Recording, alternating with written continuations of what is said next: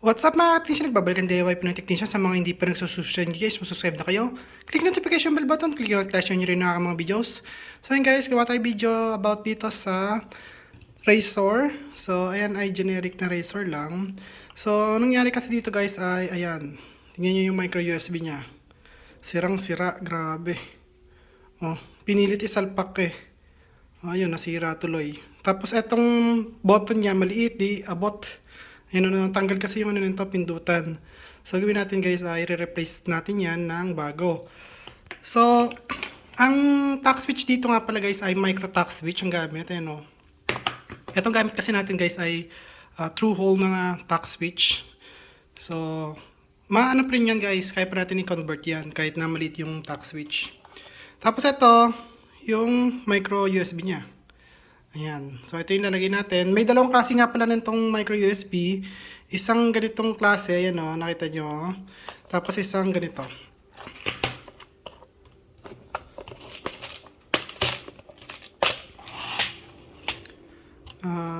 Ito. Ito guys. So, ito straight lang to. Ayan o. So, ito kasi guys, pataas yung ano nito, vertical. So, nakataas siya. So, ayan. So, yung isa kasi ito, vertical din. Ayan. Pero meron siyang gilid. Ayan na, may gilid. Ay, hindi. Nasaan yun? Ito. Ito pala. Mali yung bunot ko. So, ayan guys. So, may gilid siya. Vertical din siya. Ayan. Pero may gilid. So, ayan gagawin natin guys ay yung may gilid.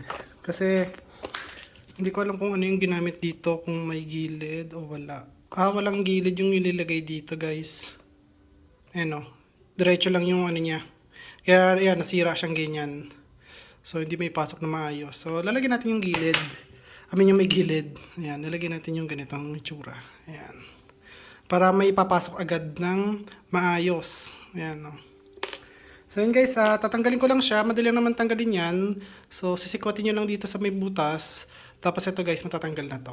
Okay? So, balik ko guys kapag natanggal ko na yung cap nito guys.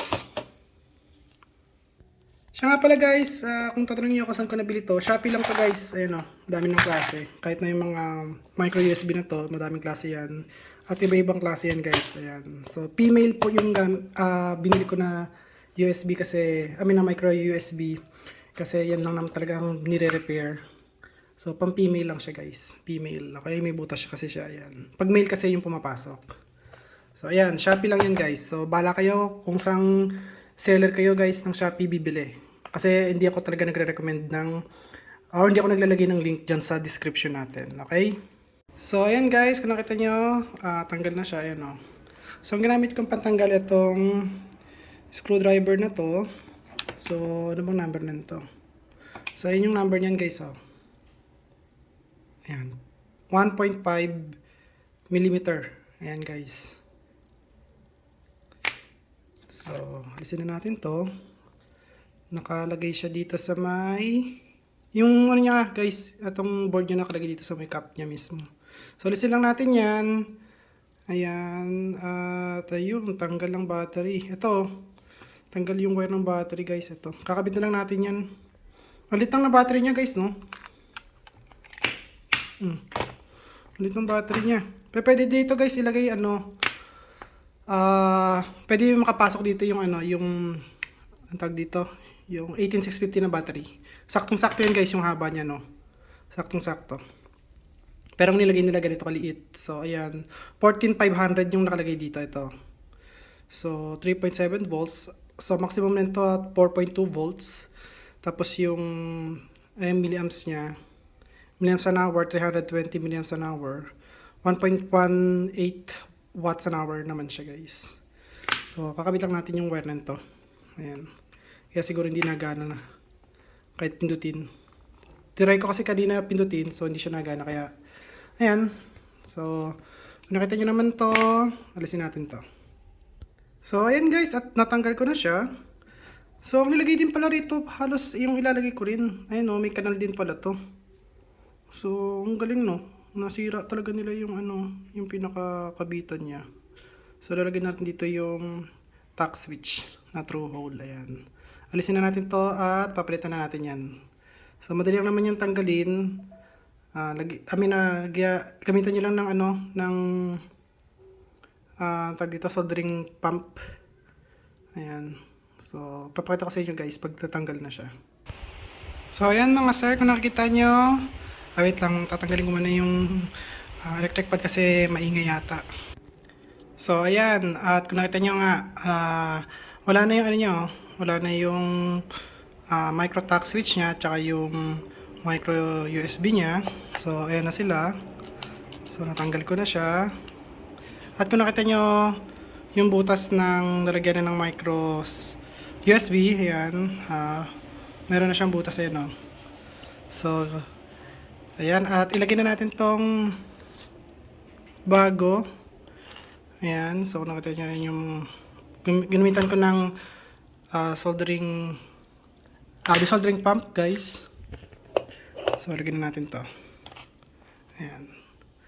So ayan guys, at pabalik ako kapag nakadikit na yan. So ayan mga sir, kung nakita nyo, nakadikit na yung micro USB nya. Ayan. Tapos yung tack switch nya. So kung nakita nyo, parang siyang baliko. Pero kasya pa rin siya guys sa may sa may cover nya. Ayan. So ayan. So pangit yung pagkaka-solda ko. Ayan, kasi wala akong second hand. Pero okay lang yan guys. Basta na ilagay lang ng tama. Ayan. At ito yung mga nasira, syempre.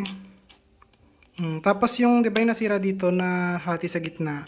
Kaya ang ginawa ko dito, ayan o, nilagyan ko ng blob ng soldering lead. O, di ba?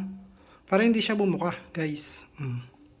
So, ayan guys, at ikakabit ko na ito rito, tapos i-charge natin guys kung okay na siya.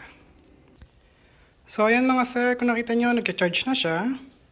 At ang charging niya ay, ayan, 2 watts, sakto 2 watts yan guys. 5.2 volts, 0.4 amps yung charging niya guys. Ayan. So, ayan, at ibibigay na natin ito sa may-ari. So, tawagin ko lang yung may-ari para alam niya gumagana na to. Tapos, tignan nyo, gumagana na rin to. Ayan. Okay. So, tawagin natin yung may-ari para makita niya yung ginawa natin. So, ayan guys. Sa may-ari na po yung item niya. So, nagana na yan. Tabi ka pa mo. Pindutin mo lang. Ay, napindutan na to. Ayan. Pindutin mo. Yes! So, yun na guys. So, ayan. Gumagana na siya. So, okay na. So yun guys, at kung nagustuhan nyo ang video ko, huwag kalimutan mag-like, share, subscribe. Click notification bell button, click nyo guys. Bye! Peace!